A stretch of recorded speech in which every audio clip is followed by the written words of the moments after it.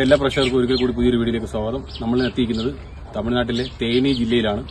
എനിക്ക് തൊട്ടുപുറകിലായി നിങ്ങൾ കാണുന്നത് ബ്രിട്ടീഷുകാരുടെ കാലത്ത് അവർ വെള്ളം എടുത്തുകൊണ്ടിരുന്ന ഒരു കിണറാണ്. ഏകദേശം 10, 100, 150 അടിയോളം ആഴമുള്ള ഈ ഒരു കിണറിന്റെ കുറിച്ചുള്ള കൂടുതൽ വിവരണങ്ങൾ നിങ്ങളിലേക്ക് എത്തിക്കാൻ വേണ്ടിയിട്ടാണ് ഈ ഒരു വീഡിയോ ഞാൻ വരുന്നത്. അപ്പോൾ ആ വീഡിയോയിലേക്ക് എല്ലാവർക്കും സ്വാഗതം.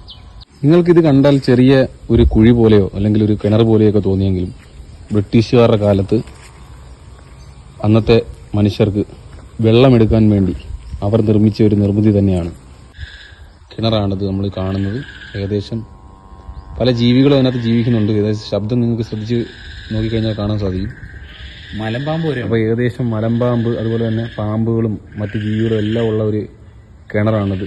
അത് മാത്രമല്ല, വെള്ളത്തിന്റെ കളർ നോക്കിക്കഴിഞ്ഞാൽ കാണാം, വളരെ ശുദ്ധമായ ജലമാണ് ഇപ്പോഴും ഇവിടെ ഉള്ളത്. പക്ഷേ ഇപ്പം ഈ വന്ന കാലത്ത് ആരും ഈ സ്ഥലത്തു നിന്ന് വെള്ളം കോരുകയോ ഒന്നും ചെയ്യാറില്ല. എങ്കിലും ഈ ഒരു കാഴ്ച നിങ്ങളെ കാണിക്കണമെന്ന് എനിക്ക് തോന്നി. അതുകൊണ്ടാണ് ഈ ഒരു വീഡിയോയുമായി നിങ്ങളുടെ മുന്നിലേക്ക് വന്നത്.